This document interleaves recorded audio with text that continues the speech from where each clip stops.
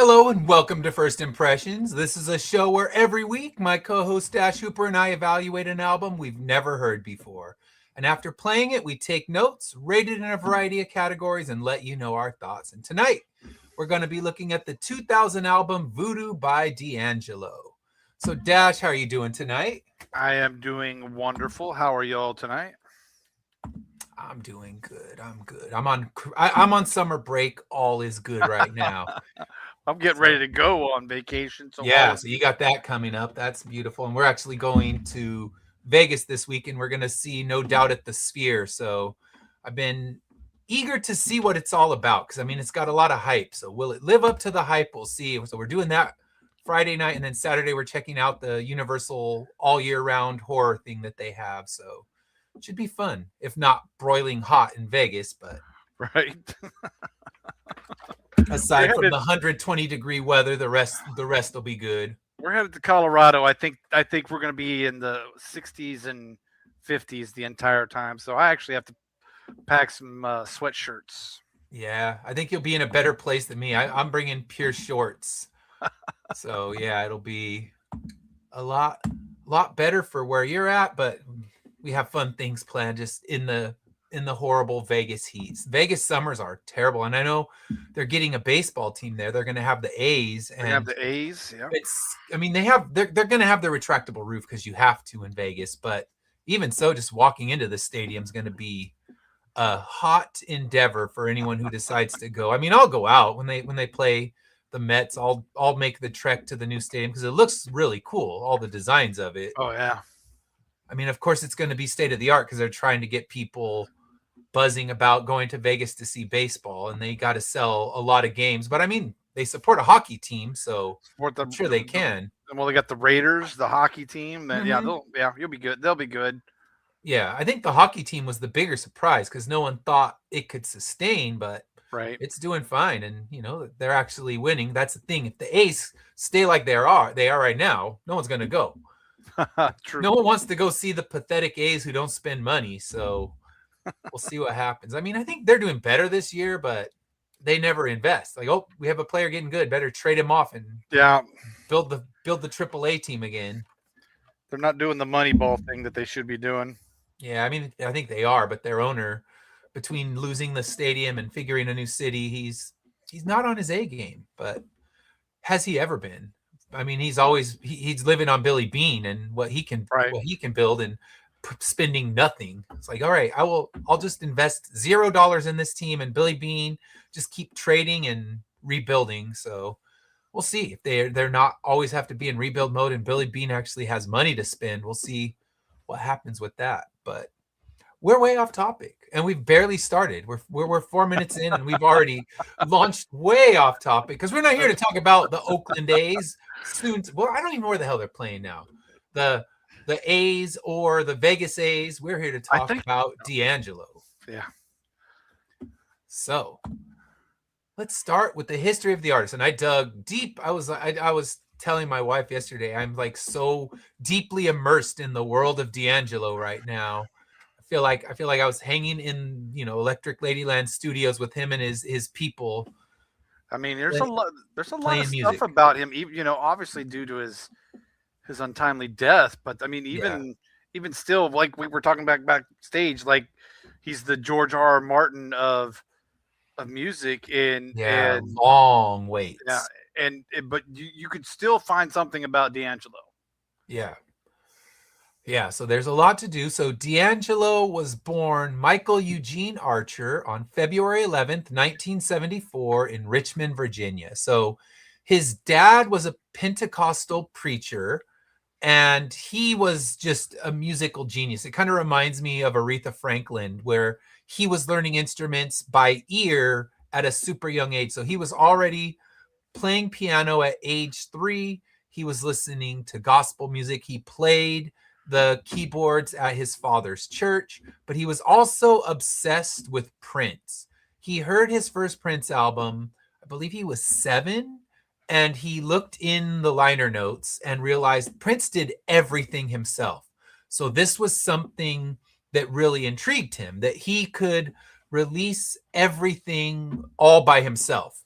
and that he didn't need other people. And if you look at the liner notes in a D'Angelo album, he does a huge amount of the work all by himself. Right. So this kind of, I'll be the main person in charge, that was something he adopted in his musical career. But yeah, he was playing music all throughout his childhood at his father's church, teaching his brother how to play songs. He taught his brother how to play a Prince song when D'Angelo was only 7 years old. So he's one of those people that just immediately took to music, took to playing instruments, and was already kind of top of his game when he was just a young kid. So with that, he ended up playing 2 amateur night competitions at the Apollo Theater. He lost the first one and won the second one when he played a rendition of Rub You the Right Way by Johnny Gill. Yeah.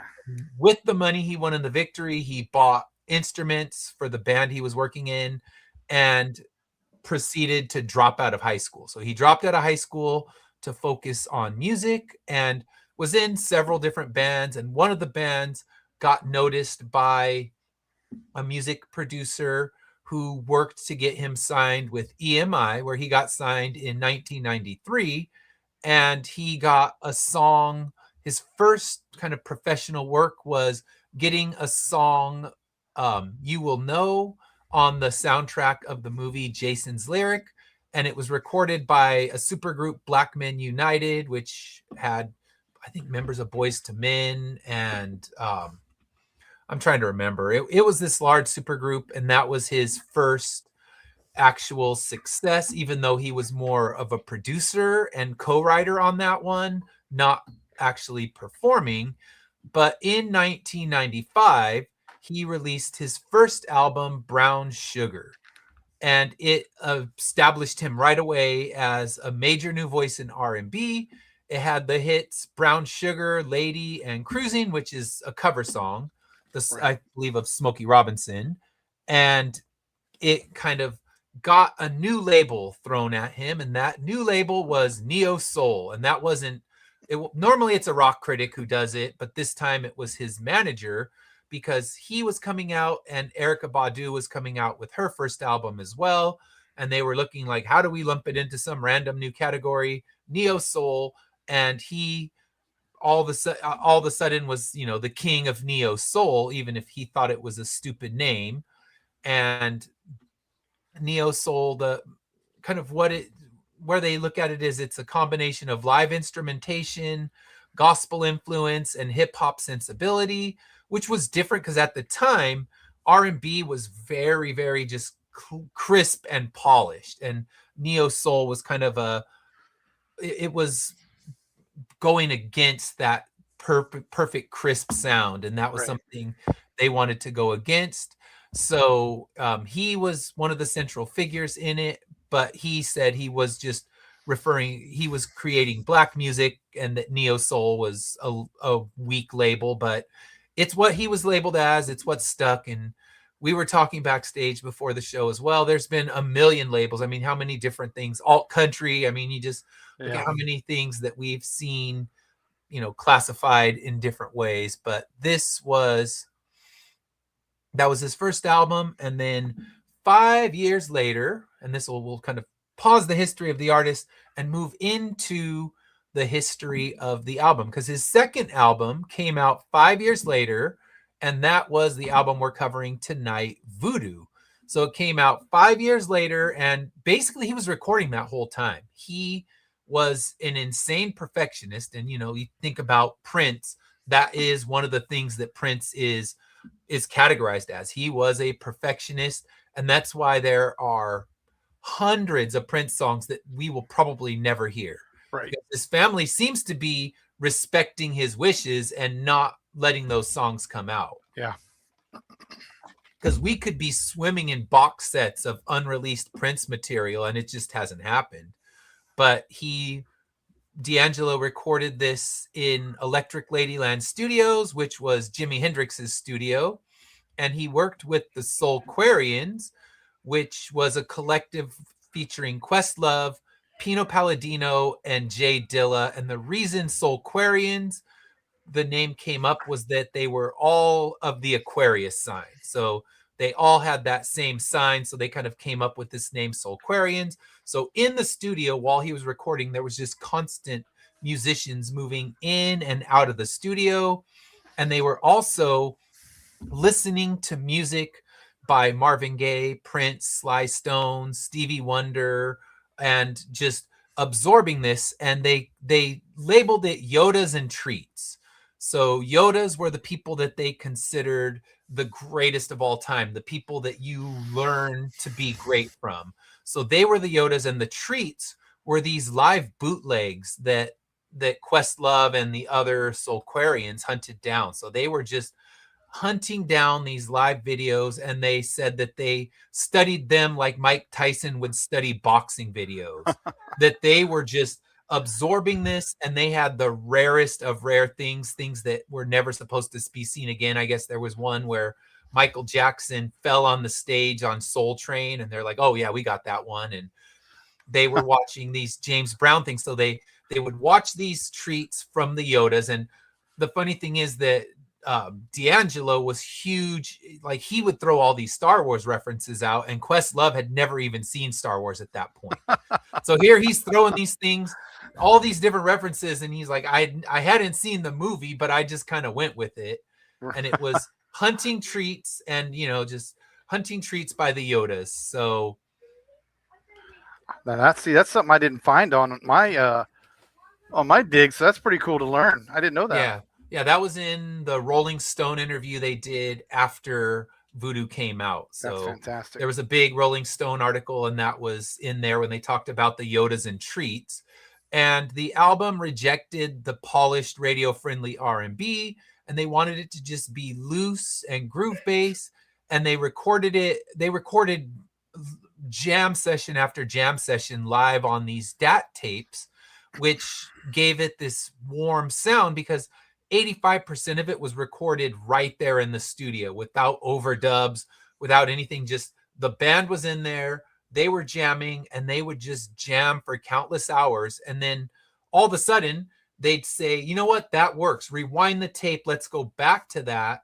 And then they would take whatever groove they happened to be locked into at that time and now build the song around it. So it was just a lot of just trial and error, which is why it took 5 years to record, because he had said he had writer's block after his last album. So he just broke the writer's block with the Yoda and Treats, and just like, okay, let's just jam like James Brown right now. Let's just jam like Marvin Gaye right now. And he was obsessed with Marvin Gaye as well, and said that he was having Marvin Gaye dreams up until the point that he signed his record label, or signed to a record label, so that he felt that Marvin Gaye was kind of guiding him in his dreams. So it was very connected to that.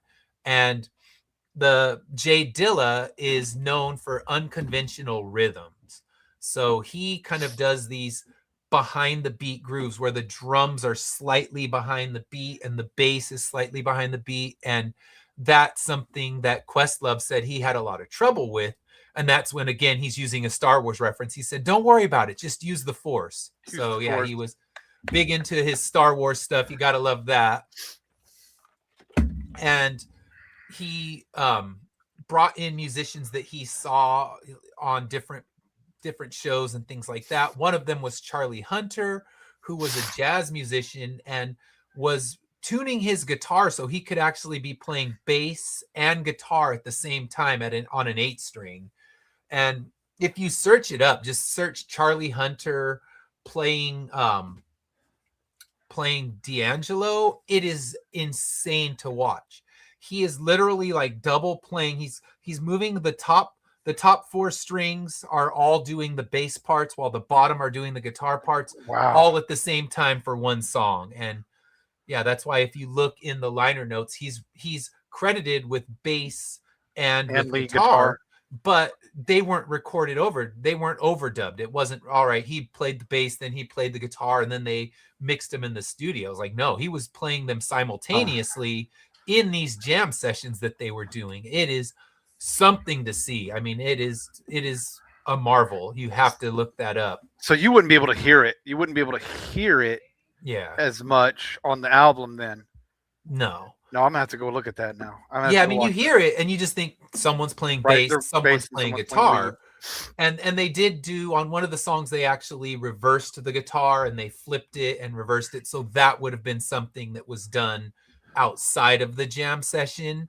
And they were inspired by Jimi Hendrix with that. But the majority was just jamming these songs out until they took shape.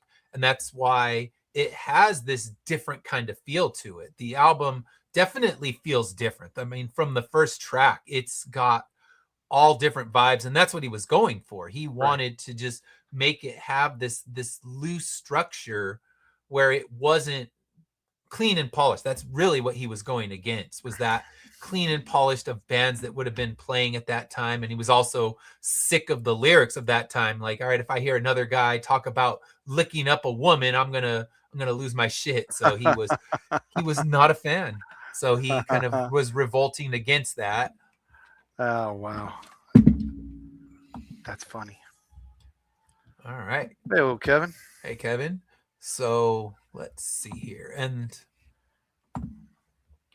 yeah, so when it was released, the album debuted at #1 on the Billboard charts. And after the initial album that did well, this was, it just shot right to it. The strongest song was Untitled, How Does It Feel? That was his kind of big single of the album. And it is now regarded as the top tier, like one of the greatest soul albums ever recorded. And we'll kind of talk about that when we're doing it, but absolutely one of the greatest neo soul albums ever recorded. So that's kind of a history of the album, just done very loose, just in studio jam sessions, built this album from nothing. So I love that. I mean, it would just be cool to be hanging out in that studio, watching these top musicians just jamming all day long. Does that do it a disservice? So we talked about it, and we're saying neo soul was made for a few artists. To lump them into a category, does that do him a disservice by calling it the greatest neo soul album? Because, like we talked about, you could have just called it soul or called it R&B, whatever you want to do. Yeah. And I will argue on the R&B being one of the greatest R&B. I might not argue with you on the soul, but by saying it's the greatest neo soul, I think you do it a disservice, because we were talking backstage, like we don't even hear that terminology anymore. It kind of got thrown out, kind of like new metal. You don't hear it anymore. And all the new metal bands are just 90s bands, which D'Angelo, if he had lived, he would have been just one of those 90s artists kind of still doing his thing. So I think it does it a disservice. They should just call it one of the greatest soul albums. In the greatest soul album of the 2000s, you could easily say that. I'll make that argument too. Then it works, because you're not saying, like, you don't want it to go toe to toe with Marvin Gaye, with Stevie Wonder, even with Prince. And I don't think he'd want to go toe to toe. I think he would be just pleased to know that he was in the same sentence as Prince, because Questlove and D'Angelo were both obsessed with Prince.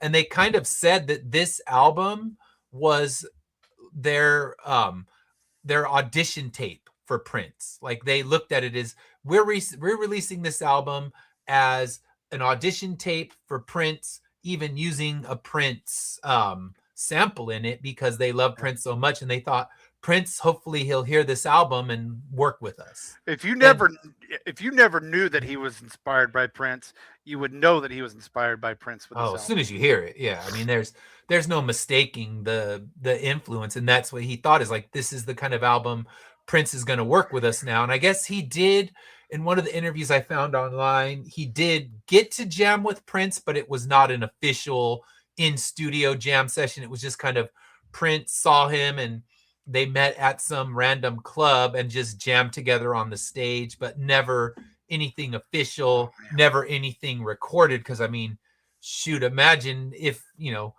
someone out there might have bootlegged the thing, and it would become another one of their treats to go find. But, it's just, imagine if they did have the opportunity to work together, and that would have been something to see. I wish it could have happened, but unfortunately we've lost both of them through the years. So Yeah. that collaboration, even though they had their one little jam session at a club, we never got to see something official. And even if they had jammed together, knowing what perfectionists both of them were, there's a good chance we still would have never heard it. But at least he would have got that wish that he really had.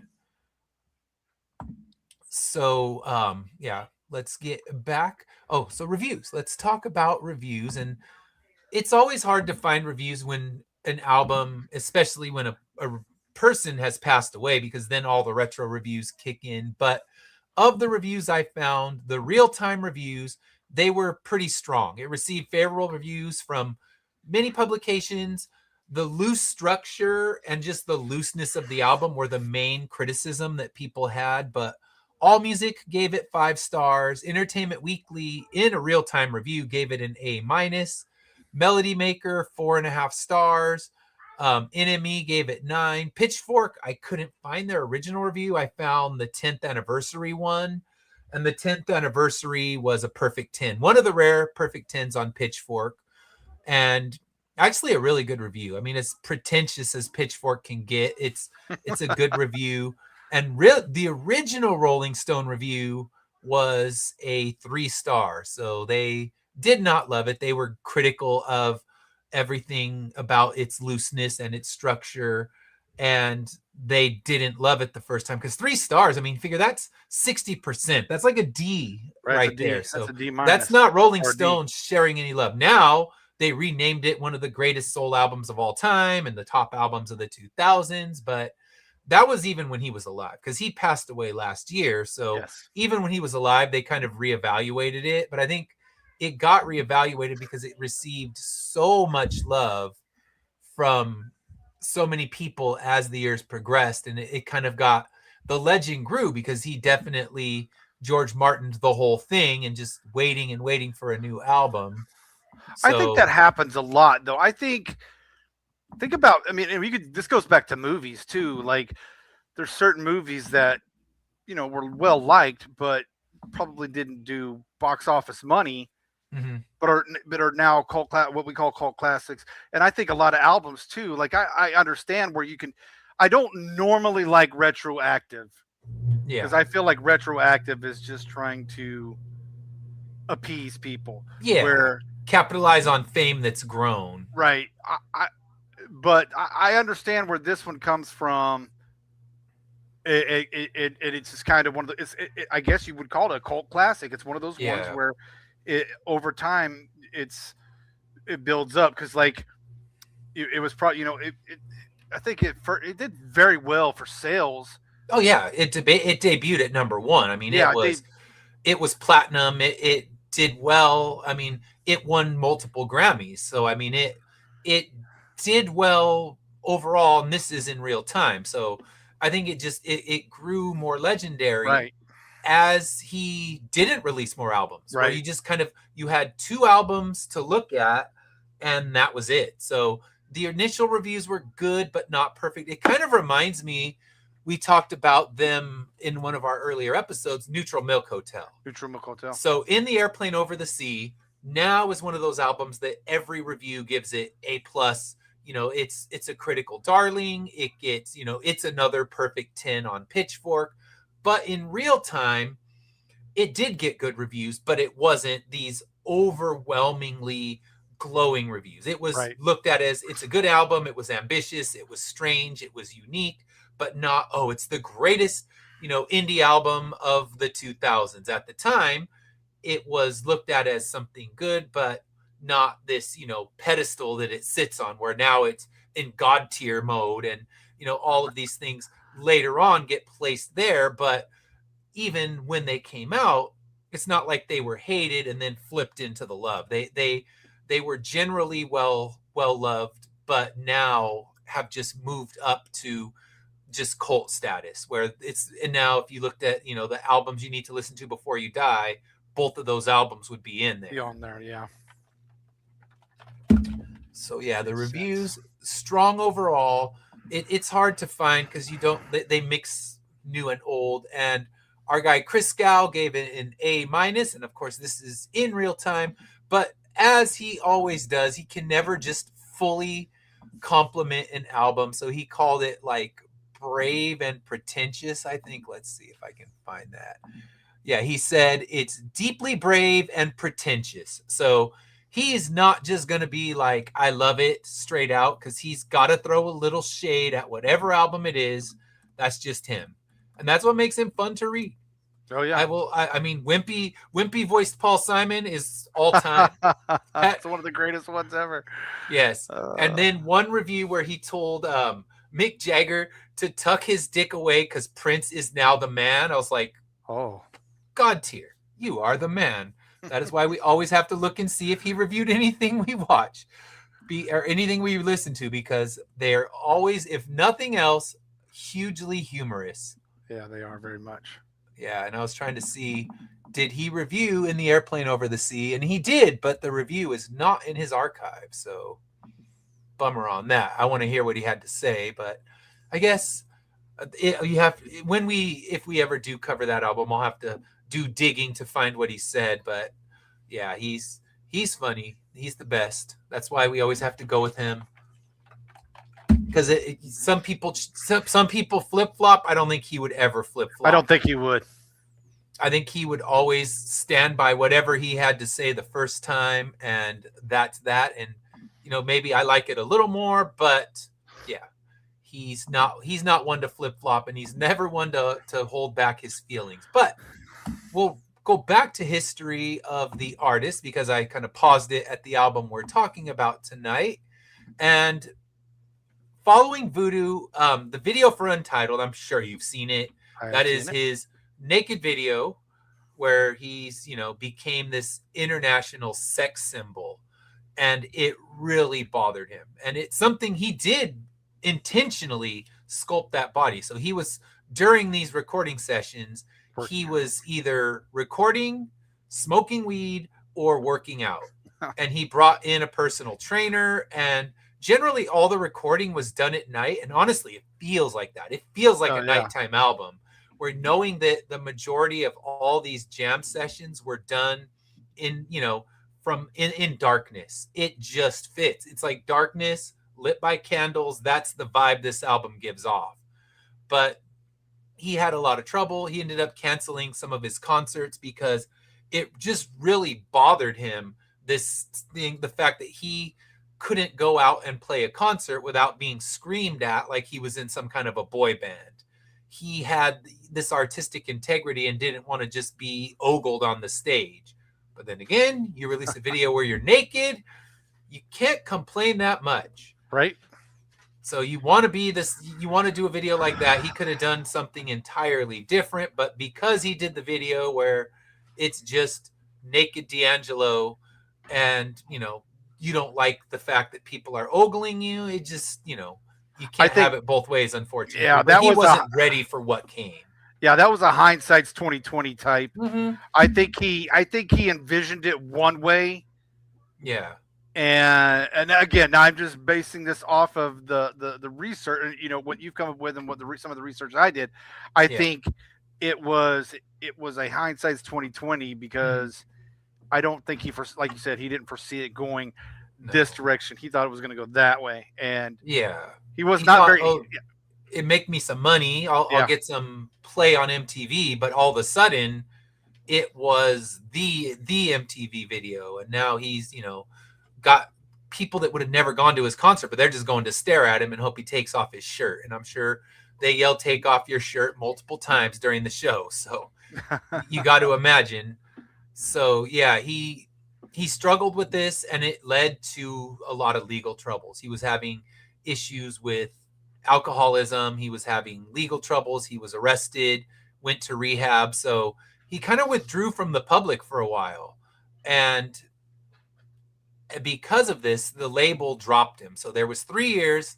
They gave him 3 years of grace. And during these 3 years, he said he spent most of the time in the studio just playing video games, because he was a big video game guy, big Star Wars guy. I think we could have hung out. It sounds like me and him would have got along.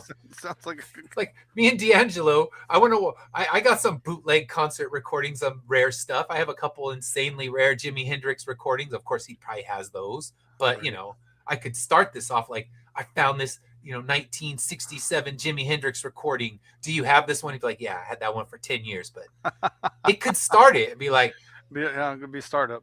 Let's talk Star Wars, play video games, and hang out. And I'll just watch them jam in the studio. I'll just kick back and enjoy it. But yeah, they kicked him off of the label, and he was picked up by different labels during this time and was always recording. He was just, again, such a perfectionist that 14 years later, he released Black Messiah. No fanfare, no announcement, just dropped it. And it got huge acclaim. And this one dealt a lot more with social issues than his previous albums did. And it was just praised by the critics as a triumphant comeback, and that he hadn't lost any of his creative powers.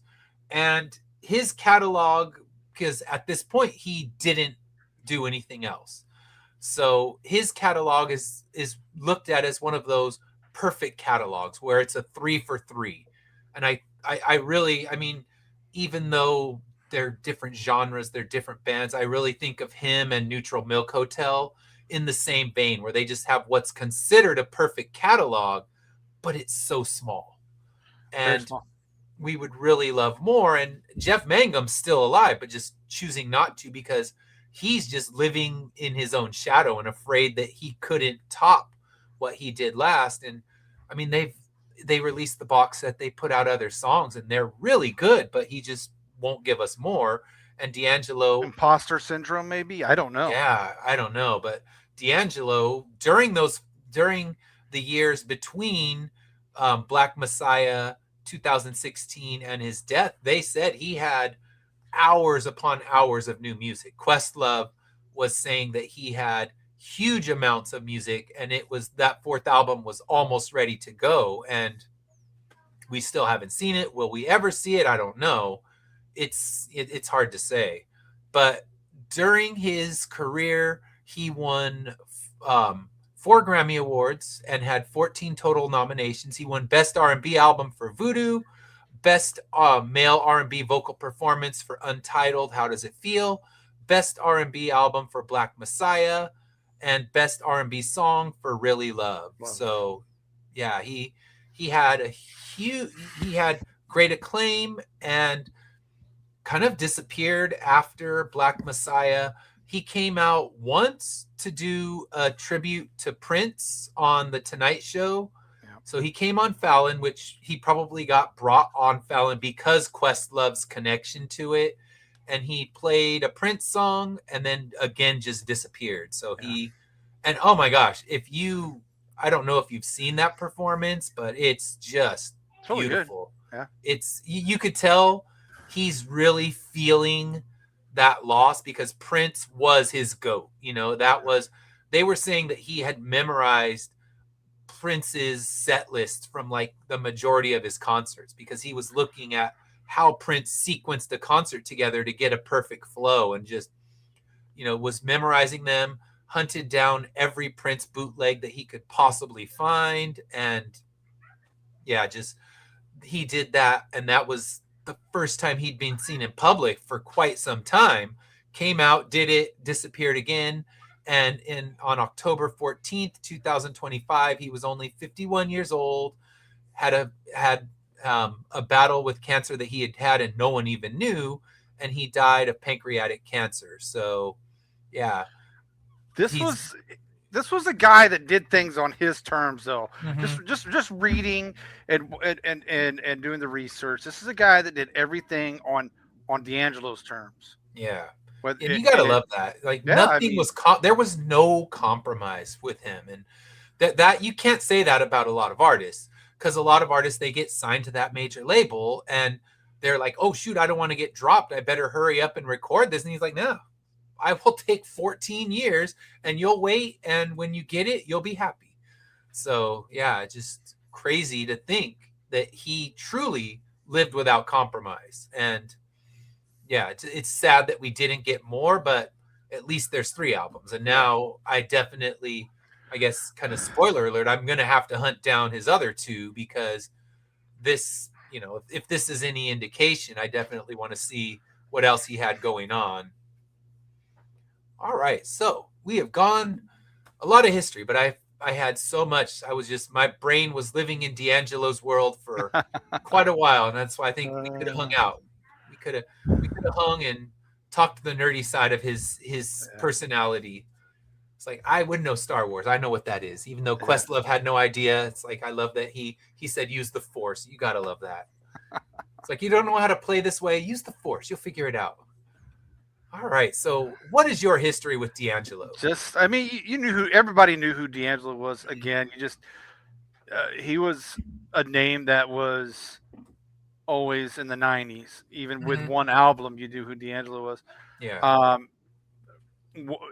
I never really listened to it. I mean, if I was listening to MTV or something that popped up on the radio station, I would hear it, but not something that was in my my library at the time, because again, I was mostly either overseas or in transit from this state to that state, and so I missed a lot of. Like I said, the '90s. That's why we're listening to a lot of '90s lately, so I can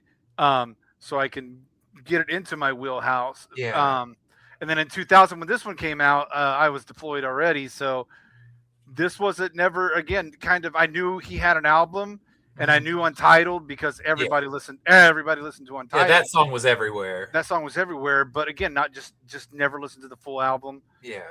And then my wife being a product of she was born in the '80s, but she was growing up in the '90s, so she knew D'Angelo. She knows all those songs. Okay. And so we never had the albums, but we would listen to certain songs as they pop up here on a Spotify playlist or something like that. So that's my history. Know who he is. Very sad that he died. I did not know a whole lot about the Prince thing, so that was cool to learn tonight. But I knew who he was, and like I said, if Untitled came on, you knew immediately what it was. So yeah, and I think that my history is pretty similar. Like I knew what was played on the radio, and more MTV. Like I wasn't listening to a lot of R&B radio. I wasn't listening to a lot of anything radio because where we live we have like some crappy butt rock station and we got like a really bad R&B station. So I was playing a lot of I would be playing,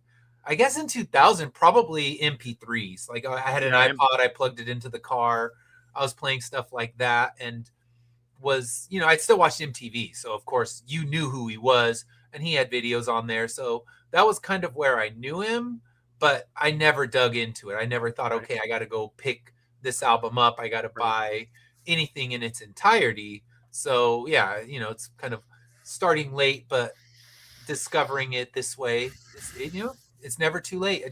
Too late. Unfortunately, if you weren't seeing him in those early 2000s, catching him on tour would have been really hard. He didn't tour a lot after the whole Untitled fiasco. He just kind of didn't want to get up there on the stage. So it's unfortunate. He's one of those ones I wish I could have seen when he was still out there touring, but missed him. So I have to go find myself some treats and get some bootlegs of his stuff. So and he would respect that. So it's like, all right, he would never mind me hunting down bootlegs. Right. All right. So overall thoughts. What are your overall thoughts on this one? Oh, okay. I like the album. I think it's a great album. This is just again kind of not in my wheelhouse still. I've never been. I love Prince. And I love Marvin Gaye, and then as I got old, you kind of. I think I appreciate this album. I think it's the whole album is laid out well, and I can dig the vibe. It's just not where I'm going to pick it up a whole lot, if that makes sense. Yeah. I do, but I mean, I'm never going to. If Untitled or some of the other songs came on the radio, I would never turn them off. Yeah. because I like the songs, Mhm. but I'm not good. This is not an album I'm going to go. I need to listen to all the time. Yeah. That being said, again, I think it's produced well. I think the music fits everything well. This is another one of those albums, though. I think you got to kind of give it if you're not in that like this isn't your genre. This is one of those Mhm. albums where you got to go. I got to listen to this a few times Yeah, to it took me really, about 3, I yeah, think. to really get into it. I listened to it 5 times, um, and I got my favorites. I've Mhm. got some that I'm just like it was almost like I don't know where that song went because Yeah. you kind of got you was like where to go, but overall it's a great album, and I can we had to talk backstage. I can't. People give it like you said. There was a 10 out of 10. There was an A minus. Mhm. I can't put that up against some of the great R&B albums that I have heard. Mhm. And I'm not making excuses, but again, I think this it lays down due to the fact that I was not in the states a lot Yeah, you during missed it in real his time. right during his time frame. Mhm. That being said, I will still probably uh, you know, I'm not going to turn the album away, but I'm not going to go, hey, I'm grabbing it. If it's, I love the music, but I got to be. This is one of those ones that I really have to be in that mood for Got it. this album. That being said, Yeah. but I do have my favorites that are probably already going to be uploaded onto Yeah, yeah. Spotify playlist or Mhm. YouTube. Save on YouTube because Yep. some great songs on this album. Oh, yeah. So yeah, mine, I thought it just had the vibes were so strong. It's just Mhm. locked in and it's so damn smooth. I'm sitting in the library playing this on one of my listens, trying to get some writing done, and I'm just like bobbing my head. I'm like, I probably look like an idiot, but I don't care. I couldn't. I was incapable of not bobbing along to some of these songs. And I think that those kind of locked in vibes are the greatest strength and weakness because the album just feels like one continuous 78-minute 78. track where it just kind of flows and it's a beautiful flow. Like I said, it's that dark room, burning incense, just vibing, but pulling tracks apart. It took me a few listens before I could start pulling Yes. one from the other because it has such a perfect, beautiful flow. But that also makes it where it's like, okay, one song into the Right. next. They just feel like a giant connected 78-minute song, like just this opus of a song. Like they could have Jethro Tull thick as a brick did, and it would have been just fine. Yep, it's one song and it's fine. That's It fair. I mean, doesn't you're need not to be wrong. 2 songs. So, yeah, it could You're have not been wrong. one long song, and I think I would have liked it the same. I mean, it would have been harder to sift through and pick out pieces, but yeah, it's just got that sitting almost like it almost feels at points futuristic. There's some things where I feel, okay, this feels Oh like yeah. it's futuristic. So so it's like sitting in a spaceship in the dark, burning incense. Like it feels otherworldly at times, and I love that about it. It's not like anything else, and I think that's why it gets that level of praise because people hadn't heard anything like it, and maybe they heard pieces of it because, of course, he was digging inspiration from all of these Yodas that he was watching and listening to. So I think that creates it where it's influences, but it doesn't feel like any of those albums. It's not doing cosplay. He makes it his own. Right. Yeah. I mean, there's no doubt about this album of the vibe it gives. I will not take that away from it. But for me, I think that's where and I agree. To me that's what I said. At times I'm like, am I still on the same song? And that's Yeah. why at times I was like, where did it go? But overall, I mean that's yeah. I mean, this is a good album. I just Yeah. it's hard for me to really say it's my album because I wasn't there for that time, and I think Yeah. had I been, I think it would change the outcome. Yeah, That's not gonna affect my ranking system. Yeah, and it's funny because my notes ended up being the same for so many songs. Like, damn, smooth. It's like smooth vibes. I'm like, okay, I wish I could say something else, but it's how almost every song felt, and that's what he was creating, and I think that creating it in the dark from jamming built this one, cohesive album that could be a single track, but also how do you pull them apart? And one of the critics that I heard, it was on a podcast, he was saying it's like a candle burning forever. That's what this album is. I'm like, okay, I can kind of get that. Like, it's just this ever burning candle, and it's never going to change. It feels good, but does it feel differentiated track by track? Not as much. It takes time to really be able to pull them apart, and also it's like you get so locked in the vibes, it's hard to pick lyrics out at times. I mean, this one fortunately had a lyric sheet, so props for that. I always grumble at the ones who don't. I was waiting. So it did. They were small, but it's not his fault. I have shit eyesight, so I had to do a lot of squinting at it, but at least it was there. So I will give them the shout out for that one. All right, so best songs. What are some ones that stood out to you on this? I mean, I think hands down, the entire world agrees that Untitled is probably the best song on this album. But you know what? I really love Devil's Pie. Yeah, man, that's probably my, because we can all agree on Untitled. So with that one out of the way, Devil's Pie is probably my number one. Then I got Send It On is pretty good. And I like Chicken Grease. It's a different song, but I like it. And Left and Right, and I mean, and then I can go to Left and Right. How do you go wrong with Method Man and Red Man? Yeah, so, I mean, there's your horny track of the album right there. So those are my tops. But if I'm going to say, if there's an ultimate song on this, it's still going to be Untitled, because it is just that good of a song. So so I had that one, and I got a whole bunch of history of that one if you didn't know it. So we already talked about how he hated the image, but the song, he said he wanted to make it like a Prince song. And basically Raphael Sadiq, who was one of the Soulquarians who came in and out of the studio, came to Electric Ladyland to get some weed. And instead, D'Angelo said, hey, why don't you come in and jam for a little bit?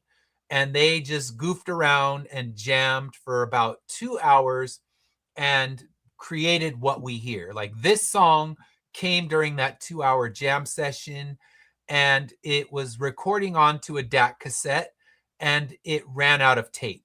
And that's why the song cuts off so abruptly. So when it ran out of tape, they thought, all right, we're going to come back to this one. And anytime one of their tracks ran out of tape, they wrote Untitled on it. And then they just slid it into a case of untitled DATs that were fragments of songs, not complete. And what happened was they had thought about coming back to it and decided that, you know what they recorded, even though it cut off, was the best they were going to do. So that's why it's called Untitled. And How Does It Feel? So it comes from the fact that that was written on the DAC cassette that eventually became the song, because they realized that was still the best version that was ever going to happen. Right. Yep. So that was interesting. And the fact that, imagine how many DATs there are of these sessions. I mean, again, you could do a box set of these jams where each DAT, the DATs, I would guess, held about 2 hours on there. I mean, that's generally what a DAT cassette held. And that they just had how many Untitles are there that we could listen to and see that there's like these pieces of songs hiding in there, or some that just the jam session never transpired into anything. But it'd be interesting. I wish that we could hear it just for the sake of knowing, okay, what did these jam sessions sound like when they didn't turn into a huge song? Right. But that one I had the line, So I love the opening horns, and then the bass, again, just smooth. My notes every time. And that was actually the first song he wrote for the album, and it was written for his son, and it was co-written by Angie Stone, who was a singer and also the mother of his son. So they had, I think they were broken up by this point, but they were still collaborating throughout this album. So I had that one, and I had One Mo Gin, which is slang for one more time again. And that one definitely gives off those smoky room Yeah. vibes. Like I just imagine the room filled with smoke and just the smoothness of that one.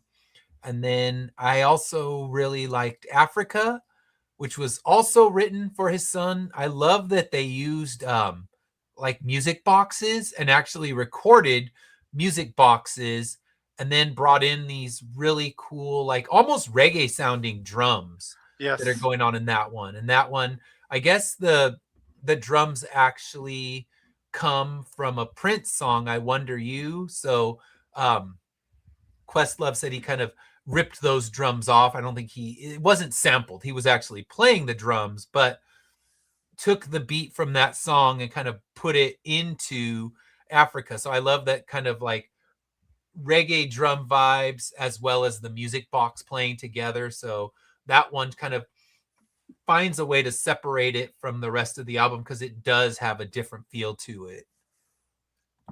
All right. So any other songs you want to No, mention? I think, I mean, you there's some underrated songs on there. I think you covered a couple of them. Yeah. But I think I nailed all mine on there. I Yeah. just, you know, I think Africa would probably have been on mine as well. So Yeah. good calls, good calls. Yeah, and your songs, a couple of them were the ones I had, and I would have Untitled. I just found all that history, so I'm like, all right, may as well do that. Yeah.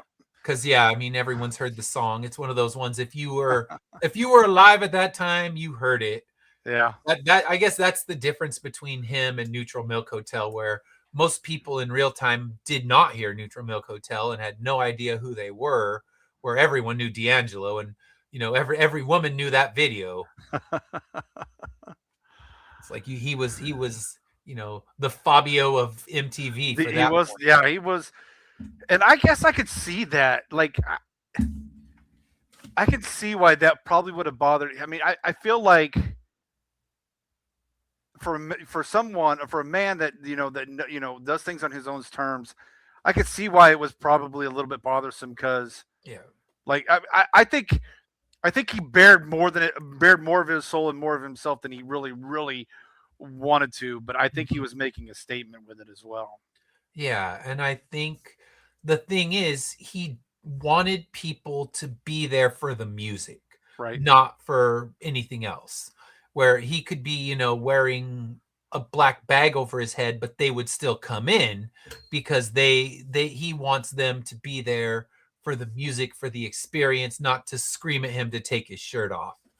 So I Exactly. think I think Exactly. that hurt him, and that's kind Yeah. of why he did become so reclusive, and couldn't write another song because it really bothered him, and it led, I think, from what I've read about and heard about, it led to a lot of the substance abuse issues that came, was because he was kind of it put him into a depression, and he was Absolutely. handling that depression with alcohol, unfortunately, and led to a lot of issues.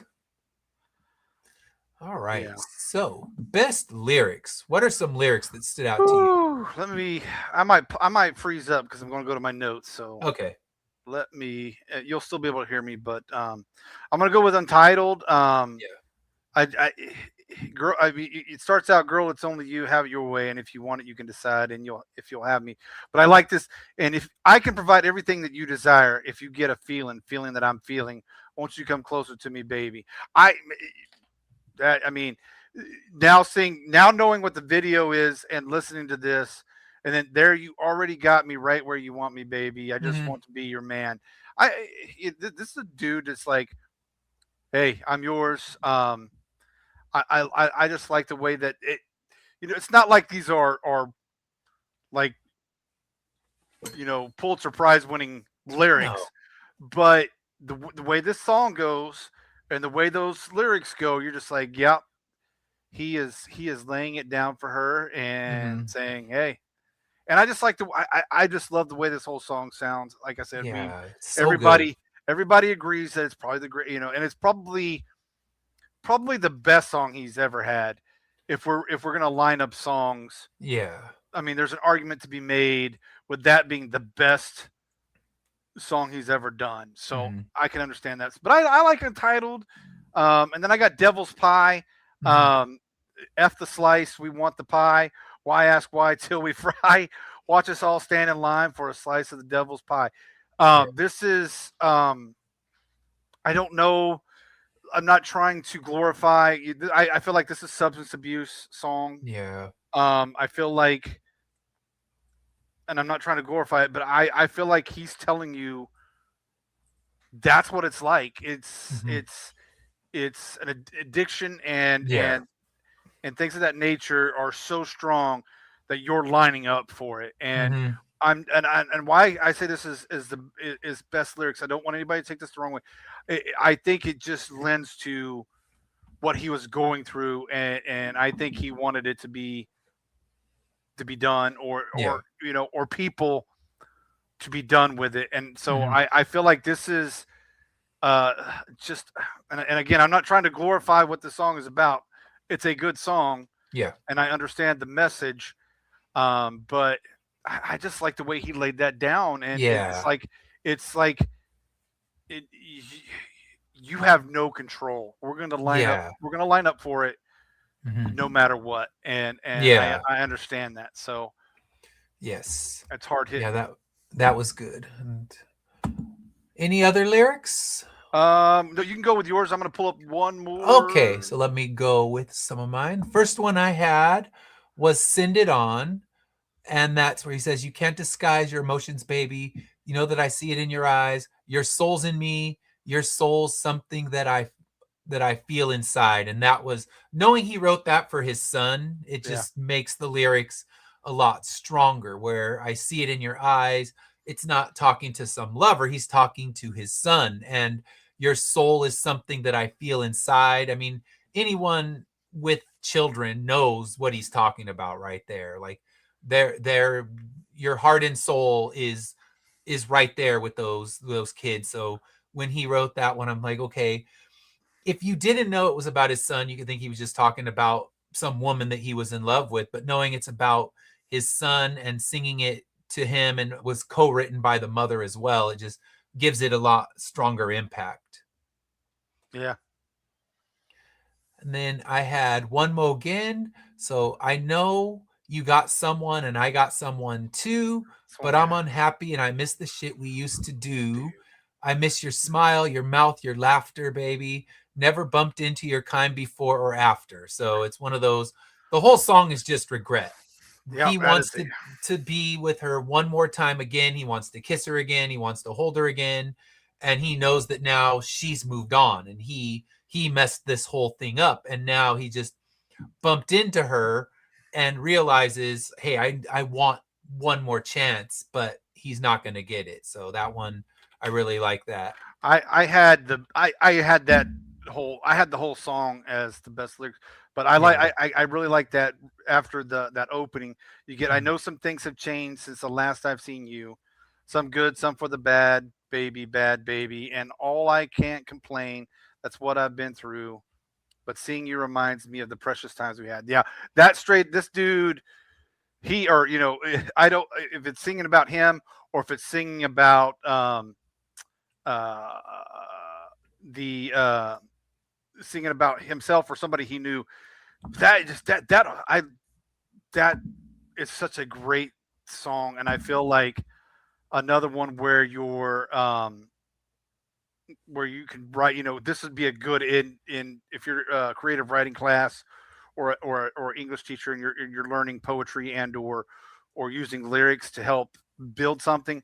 That Mhm. is a good song to that it defines regret and sadness and heartache and everything's all in it. And I just think it um, is just a great song. It's really Yeah. and great lyrics. Like it's just really good lyrics, and that was one of the ones where you're just like, damn, like smooth, but damn, Yeah, yeah. damn. Yeah, and then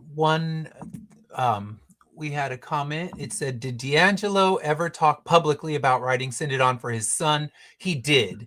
He talked publicly about that one, Mm-hmm. how he wrote it with his, at that time, his ex lover, who was the mother of his child. And let me see if you go here, it just says Send It On is dedicated to D'Angelo's newborn son. It was the first song recorded for Voodoo, and it was co-written by his former girlfriend and Angie Stone, and it contains lyrics of honesty, faith, and love. And he talked about it, and Angie Stone talked about it more. She kind of came out more publicly and talked about how they wrote that one for their son together. So yeah, and I think that's why it's one of the most underrated, because it didn't get obviously it didn't get a whole lot of play, to my knowledge. It was released as a single. It was the fourth single, but it wasn't like How Does It Feel? It wasn't this monster of a hit. And I think that's why it's so underrated, because it's arguably probably one of the best. Like I said, we all know that Untitled is this, or How Do You Feel is one of the best songs, but that's arguably one of the best ones. And like Raul was saying, Devil's Pie is one. That is one of. I agree. It is one of the most honest tracks on. Yeah, and that's why I have it as one of my favorite songs. Raw, like he said, and it's just. I mean, I think the way they recorded them, every song gets a rawness, because they could have taken every single track that they jammed out in those sessions, took them now back to the studio, re-recorded them with all the different session musicians, and created a perfect polish. But I think that rawness is what makes the songs work. And Devil's Pie is one of those ones that is so raw and so powerful, and that's, it's huge strength. So yeah, that's why I had all those songs in my best. Like I had Send It On in my best. I had Devil's Pie on my those. Yeah. It's you're making me talk myself into loving this album a lot more than I said I started. See, but it grows on you. Yeah, it does. But this album, just for me, I feel like it put me into depression at times. But there's so many and Send It On, I think, is probably the most underrated song on this album. Like I know it was released, but it needed to be. It should have had more airplay and given a lot more love than I think it didn't get. I mean, it was the fourth single. It didn't really have any kind of monumental impact. I think after Untitled, it was going to be hard, because that song just skyrocketed. And then anytime you try to follow such a huge single, it's always hard. I mean, it doesn't matter who you are. I mean, and some bands are able to, but it's a difficult thing to do. I almost feel if you had released Send It On first, I think it gets more praise. Yeah, I think so. If it's the first single, not the fourth, right, then it's got more acclaim. But by that point, usually you get those later singles and the album's already kind of waning down, and people are on to the next thing. It's like, okay, what's next? Who's new on TRL? Because that would have been where you would have seen all these videos with Carson Daly on MTV, and like, what's the next big thing? What Backstreet Boys album just dropped that made people forget about D'Angelo for a minute? And unfortunately, with his release schedule, he disappeared for 14 years. So yeah, I mean, it's unfortunate that he just couldn't get an album out, because he was just such a perfectionist. But like I said, idolizing Prince and doing the same exact things that Prince does, it's like, wow. It's like that same level of perfectionism and inability to put albums out. So any other lyrics? No, I think we covered all the ones. Okay. I had a couple more. Go ahead. So I had The Root, where it said, I left my mojo in my favorite suit. Yes, I did. She left a dirty stain in my heart. I can't refute. No, I can't. No, I can't. So yeah, I like just how he words that. Like a lot of times, like you said, it's not the most poetic what his lyrics are coming out as, but once in a while he hits one really strong. And then in Africa, I really like that. The blood of God is my defense. Let it drip down to my seed. This was another one dedicated to his son. And this was where he had said initially he didn't want to release another album dedicated to his son because he already had. Right. But Questlove talked him into it.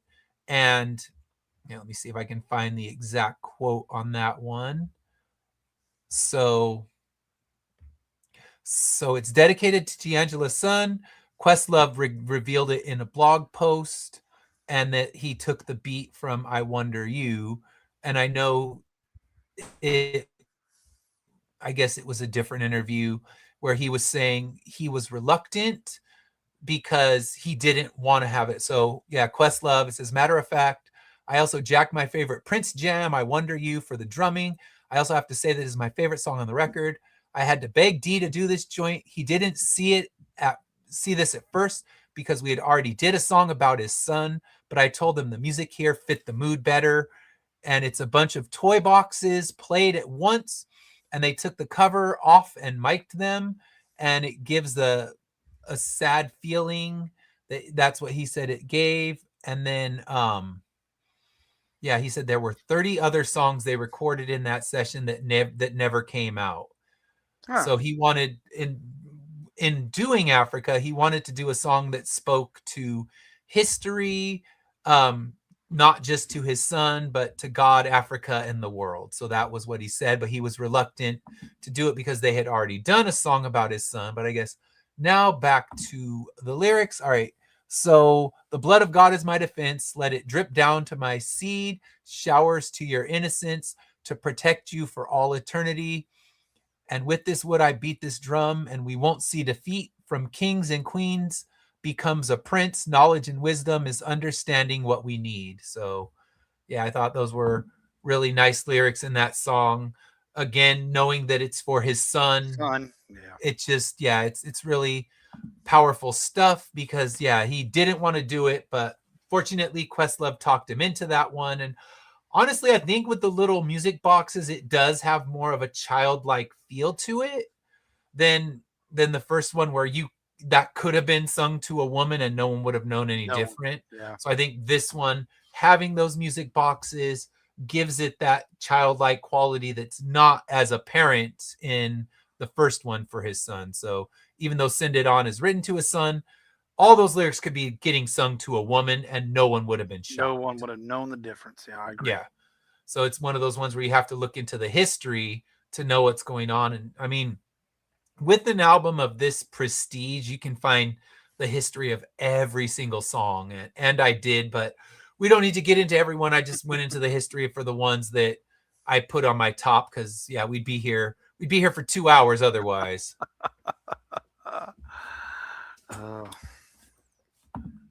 All right. So, hey, E for Life, we're having a great evening. We're just talking D'Angelo. So if you've heard the album, let us know your thoughts. Have you heard Voodoo by D'Angelo? If so, what do you think?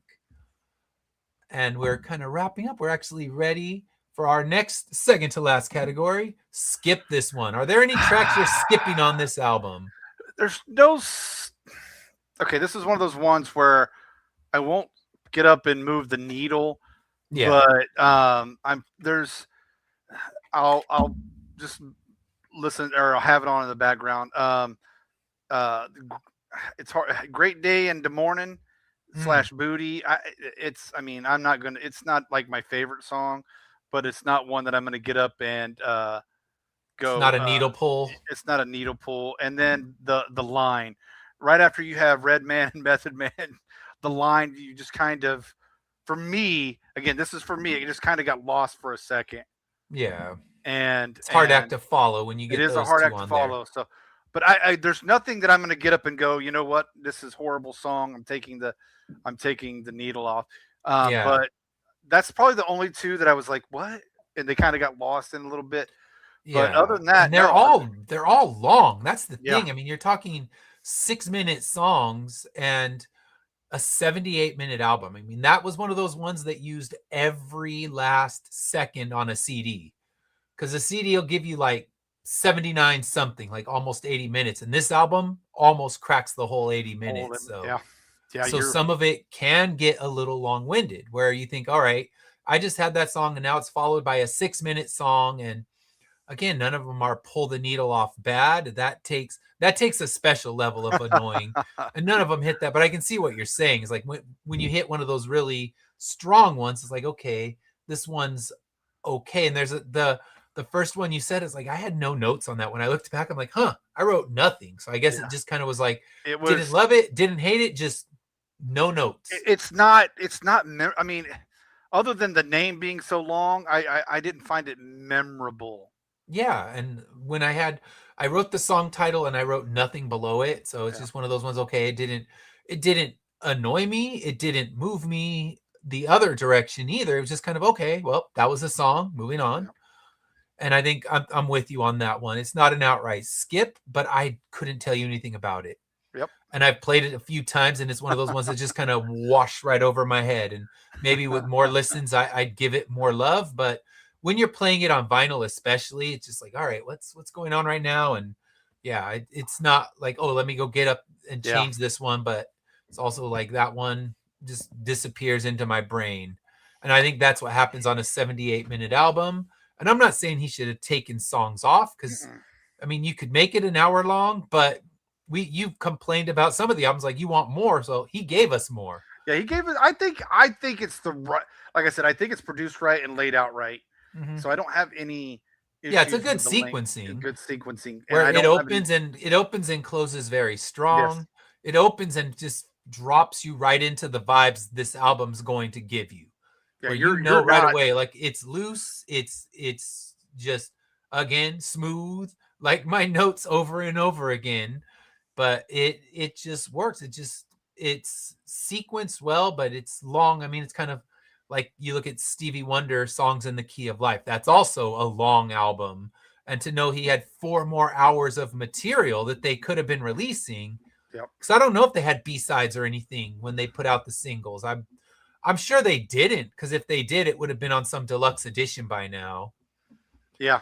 And all they did for the deluxe edition was just do a really nice 180-gram vinyl pressing, which does sound beautiful. And that's the version I got, and it's a crisp sounding vinyl. Which sometimes they have the vinyl noise intentionally on the album, so you're like, is that the album or is that actually in the recording? And most of the time, it's just in the recording. All right, so for skips for me, I had one. And it's not even a whole song, but One Mo Again, where you get that 5.5 minutes into the song, it just flips the tempo and it gets faster and frantic. And the song just had this perfect, just laid back vibe. And then it just jumps and then it goes back. Like, all right, I don't get why that's there. The insertion of that, I don't think actually benefits the song in any way. And you know what? Some music,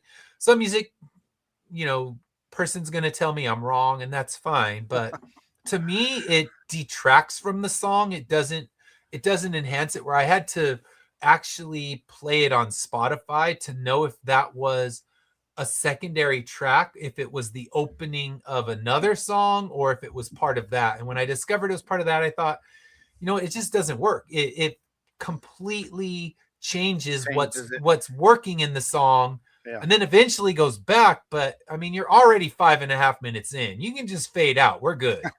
Yeah, I agree. But I mean, I'm not skipping it, but I understand where you're coming from on that. I'm going to skip a portion. And again, if it's playing on the vinyl, even if it's the last track on the side, I'm not going to get up and change it. But it does throw off the vibe of the song. And if they faded it out at 5.5 minutes, it still would have been perfectly long. And all the song you need. So I think they could have let it rest right there, but that's my only skip. It's just the other ones, they didn't really, some didn't grab me, but they didn't grab me enough to say, ooh, I don't want to hear this again. But that was the only thing that was more jarring. But other than that, I got nothing. That's understandable. All right. So now we're going to say, we keeping this one, or are we going to return it to the used bin? So what are you doing with this one? I keep it, but it's middle of the pack for me. Again, it's one of the mood albums, so so I got to be in the mood for it. Vibes. Vibes. So I'm not getting rid of it because I think it's too important to music. I think it's too important to the genre, and I think it when you're in that mood, Yeah. You have the album that you need, if that makes sense. Like Mm-hmm. that's what I like about it. Yeah. So E for Life saying she hasn't heard the entire album, but did know a few songs. Probably How Does It Feel? I mean, everyone knows Untitled and some of the singles. That's before we played the album, Dash and I were in the exact same boat. We knew the singles, nothing beyond that, but we picked it because of its high esteem. I mean, it is just so highly regarded among music fans. So because of that, we had to give it a spin, and I'm glad I did. So I guess that kind of segues into where I'm going. I'm going to keep this one, and I'm going to drop this thing, turn off all the lights in the room, put on light up one of my wife's Yankee candles and vibe. There you go. Because yes, this is Yankee Candle. Well, I guess that's because what she has is a bunch of scented candles. So eventually it'll be light my wife's Yankee Candle and sneeze. But I still got a vibe. Even though the incense and candle will make me go on a sneeze attack, I'll do it for this album. Just to play it, started at midnight.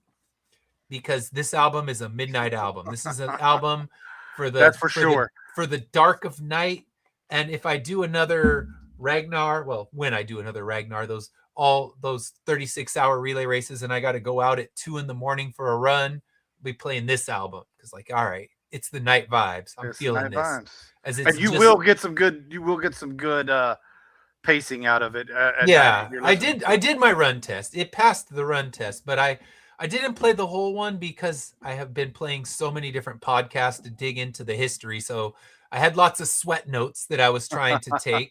And fortunately, this time they didn't all delete because I accidentally dripped sweat and Control-Aid the thing. So I had some sweat notes as I was listening to, I think it was like 3 different podcasts. So all my runs this week were mostly podcasts about his history and the history of this album.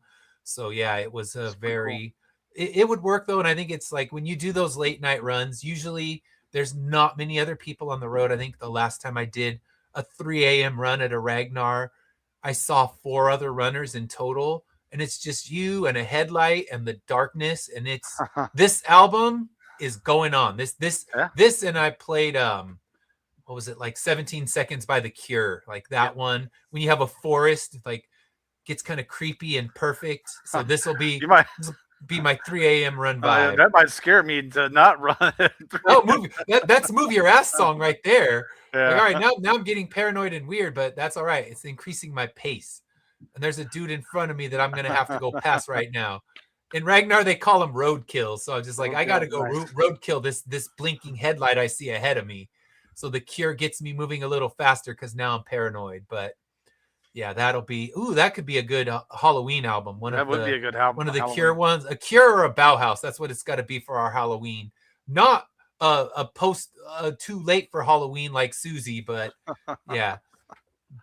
But I'm keeping this one. I'm running with it at my next Ragnar in the middle of the night because it'll be just right for those vibes. And we will not be back next week. We'll be back in 2 weeks because Dash will be on vacation, and then I will be next on Saturday. I won't be here for Saturday morning comic talk because I will be in Las Vegas. But in 2 weeks, we will tackle what is considered one of the very first emo albums, Rites of Spring, and go back into the world of Ian MacKaye and Discord Records because very nice. We're going back, but I guess more of Guy Picciotto and Ian MacKaye's record. But yeah, Rites of Spring, considered by many and most to be the first emo album, one of 2, which we'll talk about that when we dig into the history. But yeah, even though they, much like Neo Soul, they wanted nothing to do with that stupid label. So they fought against it, but it really is considered by most the first foray into emo. So we'll dig into that. I guess our second kind of emo album. Our other one was more late wave emo with My Chemical Romance, but this is the roots. So it should be good because it's actually one I've never played. So oddly enough, I played Ian MacKay's foray into emo, but not Guy Picciotto. So 2 weeks, we will dig right into that one. And then, we'll be actually, this is our last one of this sequence. So if you have suggestions, drop them in the comments, even if it's late, and we'll consider. But you got to comment a few weeks in a row for us to pick yours, so we don't pick your album and then you disappear. You never show up on us. Yeah, I'm looking at you, Juanes. Where were you when we were talking all about Juanes? She's gonna come back on at the beginning of the school year and be like, give us something wild again. She commented afterward at least, but it's like, come on now. You got to be here in real time. But I know she was actually doing a school function, so I'll forgive it. But yes, in 2 weeks, we dig into that. And until then, have a great rest of your week. We will see you back. Actually, that'll be the first time Dash or I will be back online. So until then, have a great rest of your week.